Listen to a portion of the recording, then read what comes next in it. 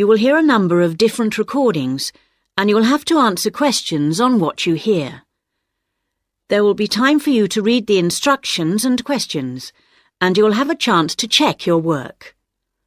All the recordings will be played once only. The test is in 4 sections. At the end of the real test, you will be given 10 minutes to transfer your answers to an answer sheet. Now turn to Section 1. Section 1. You will hear a conversation between an optometrist and a patient who has come for an eye test. First, you have some time to look at questions 1 to 6.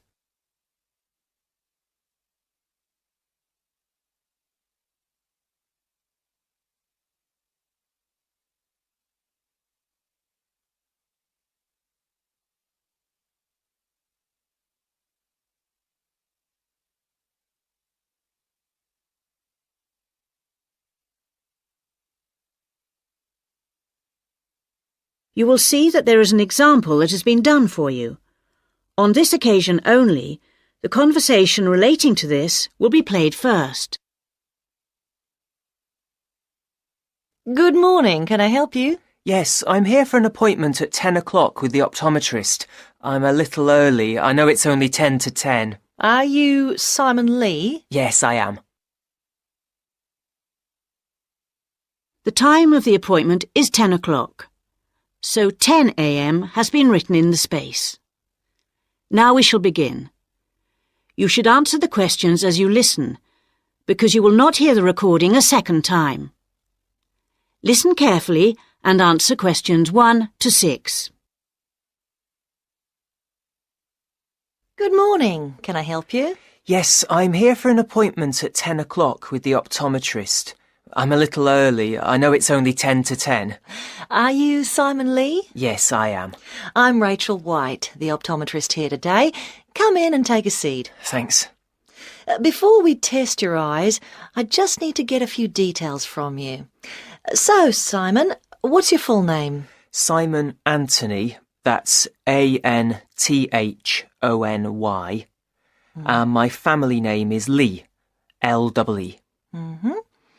And your date of birth, Simon? The 1st of June, 1989. The 21st of June? No, the 1st of June. Oh, whoops, sorry. 1989. Ah, same year my son was born. What's your current address? I'm living at a hall of residence. Which one? At University Hall, not far from here, in Adams Terrace. University Hall. And do you have any medical insurance? Yes, I'm fully covered. And who are you insured with? I'm with Health for Life. Healthy Life. No, people always get that wrong. It's Health for Life. They're part of some big insurance company. Good. Now, Simon, have you ever had your eyes tested before? Yes, once, but not recently. It was when I was still at school. So, roughly when would that have been? Probably around September 2007. No, on second thoughts, it must have been the year before. September 2006. And my eyesight was fine then. But you're having a little difficulty now, are you? Well, yes. Since I started at university, I've been having difficulty with distance vision. I can't always see things in the distance. Well, let's have a look. Now, I'm just going to cover your left eye. Yeah. Can you read the top line? Yes. RBQS.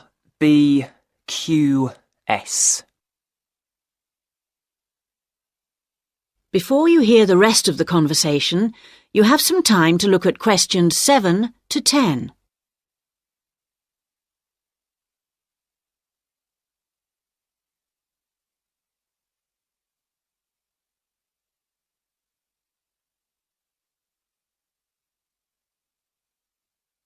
Now listen and answer questions 7 to 10.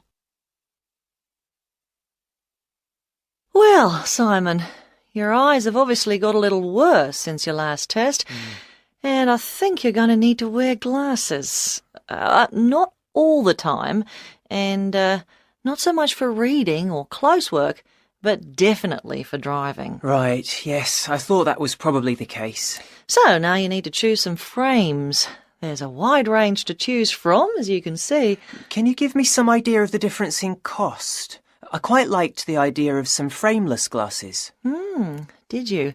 Well, the prices vary enormously, like everything, but the frameless ones are the most expensive. The cheapest are the ones with the full frame. Perhaps I'd better go for those. Or why not try these ones with the half frame? They're not too bad. Yes, they look quite nice, and they're strong. Far less likely to break than the frameless ones. Oh, that's a good point. OK, I think I'll take those ones. If you pop back next Monday, I should have them ready for you, and you can pay for them when you pick them up. Thanks very much. Can I pay by credit card? You can, but there'll be a slight charge if you do that. Right, I'll pay by cash then, if you don't mind. No problem. Cash, credit card, debit card, all the same to us. See you on Monday. That is the end of section 1. You now have half a minute to check your answers.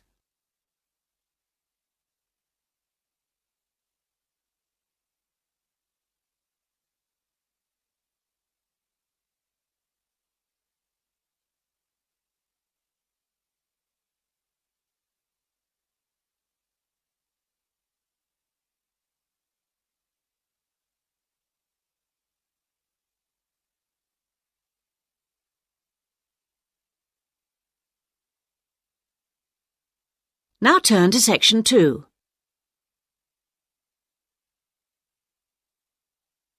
Section 2. You will hear an extract from an audio guide to the Taj Mahal. First, you have some time to look at questions 11 to 16.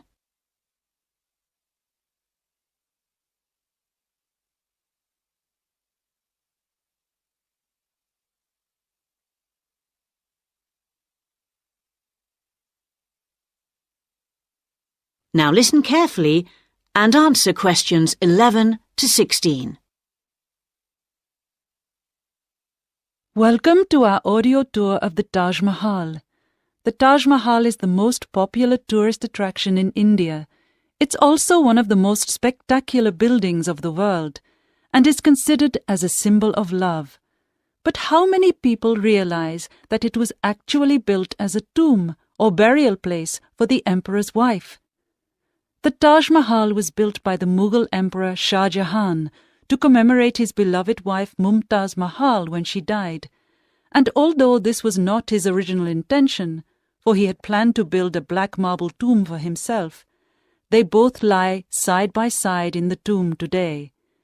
Emperor Shah Jahan's two greatest passions were architecture and jewelry, and both are represented here in all their splendor. The most skilled architects and craftsmen came from across India and countries as far away as Persia and Turkey. Much of the structure was built in white marble that was carried by 1,000 elephants all the way from the Indian region of Rajasthan, some 300 kilometers away. Crystal and jade came from China, sapphires from Sri Lanka, and turquoise from Tibet. But there's a lot more to the Taj Mahal than just the tomb. So let's have a look at the overall plan before we take a walk through the magnificent gardens. Your tour begins here, at the point marked with an X on the plan. This is known as the main gateway. Walk through the gate and you come into an elaborate garden. There are 2 marble canals studded with fountains which cross in the center of the garden, dividing it into 4 equal squares. Each of these 4 quarters is then subdivided into flower beds, so there are 16 flower beds altogether. The tomb stands majestically at the north end, not in the center, as you might have expected. Instead, at the center of the garden, halfway between the tomb and the gateway, there's a raised pond which provides a reflection of the Taj Mahal. It's a magnificent sight. On either side of the tomb, there are buildings made of red sandstone. The one to the west, to the left on our plan, is a mosque. It faces towards Mecca and is used for prayer. On the east side of the Taj is a building known as the Rest House. It's like the twin of the mosque, but because it faces away from Mecca, It was never used for prayer. Before you hear the rest of the guide, you have some time to look at questions 17 to 20.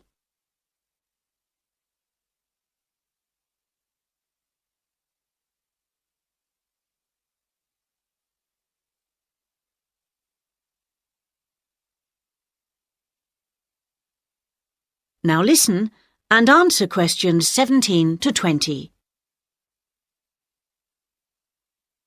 Many people have asked what the rest house was for. Was it a place for pilgrims to stay? Was it a meeting hall of some kind? Perhaps the most likely answer to this question is that its purpose is purely aesthetic, to act as a visual balance for the mosque and preserve the symmetry of the design of the whole complex.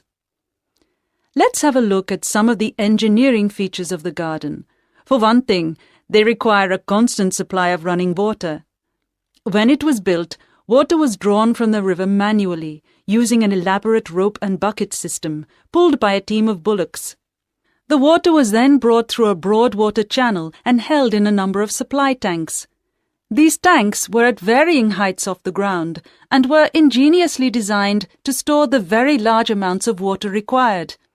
Using an elaborate system of underground pipes, the water was then distributed from the supply tanks to each of the fountains. To ensure that the water pressure was the same throughout the garden, there was a copper pot under each fountain connected to the water supply. It was undoubtedly a brilliant system. That is the end of section 2.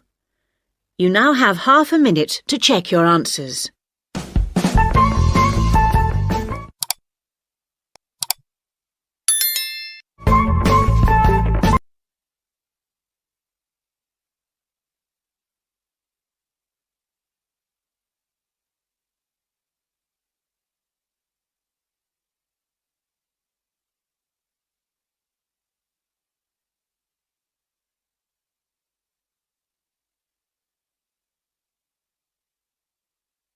Now turn to section 3. Section 3. You will hear a tutor and 2 students discussing the crop rice. First, you have some time to look at questions 21 to 24.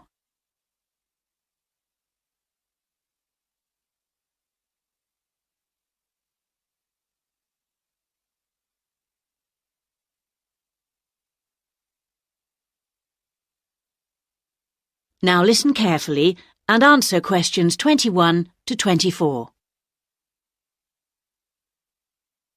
Good morning, everyone.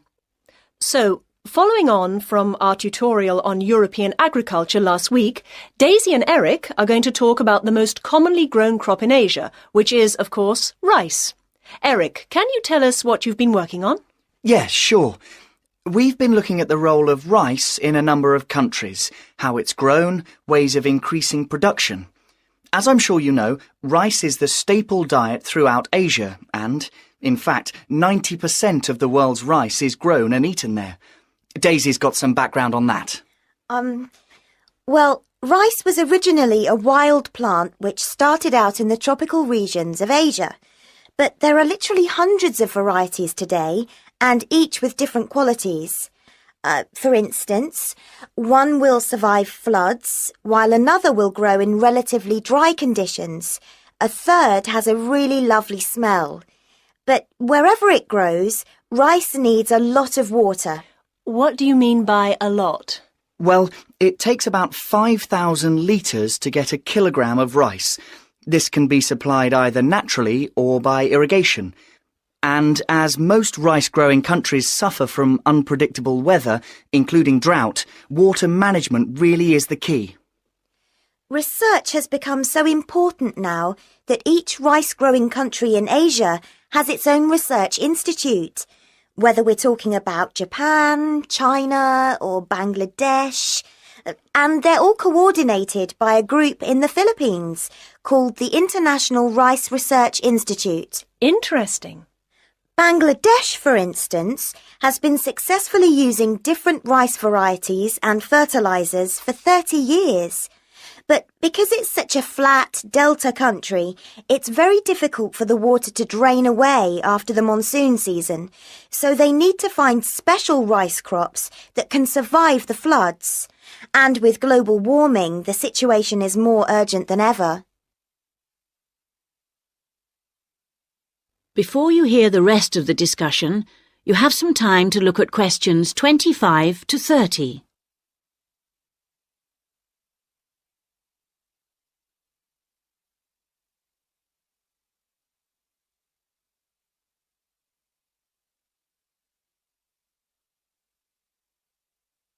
Now listen and answer questions 25 to 30. Now I'd like to move on to our comparative study. As you can imagine, China is the world's biggest rice-producing country. Collectively, the Chinese people probably eat more than 3 billion bowls of rice every day. Quite a statistic. And of course, rice plays an important cultural role too. We then compared China to Thailand. You know, even though Thailand only has about 64 million people, it's the world's #1 exporter of rice. Not China, as you might imagine. Is that so? Yes, they send their rice everywhere, in particular to Europe, as well as Africa and the Middle East. Apparently, the fact that jasmine rice is growing in popularity is one reason why Thailand's rice export industry is doing so well. People want something a bit different. And of course, Thailand is well suited to rice growing. Good climatic conditions and lots of fresh water. Going back to China for a minute, we should mention that at the Rice Research Institute in Huangzhou, they're working on ways of improving rice yields using less water. By yields, you mean the amount they can grow? Yes, they're trying to find ways to get more rice from less land, improve the taste, but also have other things in it besides carbohydrates so that it's healthier, better for you. Good idea, considering it's the staple food. And then you've got Japan, which is totally self-sufficient when it comes to rice. This is basically because they have a high tariff on imported rice, so everyone buys the homegrown product, and they don't export much. Yes, but, you know, even though rice is a kind of sacred crop there, consumption is only half what it was in the 1960s. This trend isn't evident in Thailand or China. Interesting that you mentioned how rice is almost sacred in Japan, because I believe in Thailand it also plays an important cultural role. Absolutely. They have the royal ploughing ceremony every year, which the king always attends, and he actually scatters a new stock of seed to the farmers, who pour into Bangkok for the event. What about the global interest in organic farming? Is there such a thing as organically grown rice? Yes, indeed. And the Japanese are getting quite a taste for it, apparently. There's an experimental farm near the city of Akita in the Japanese rice belt, famous for its sake, by the way, which has pioneered organic rice production, and now it's sold all across the country. It's a bit like the recent popularity of jasmine rice in Thailand, but that's for the export market, of course. Interesting how attitudes change, isn't it? That is the end of section 3.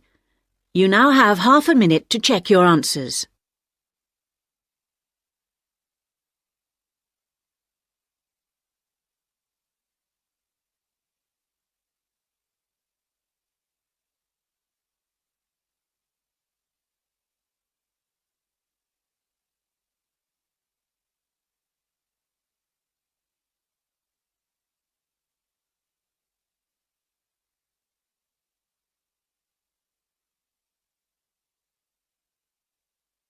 Now turn to section 4.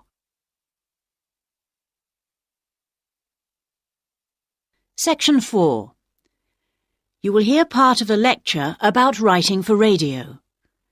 First, you have some time to look at questions 31 to 40.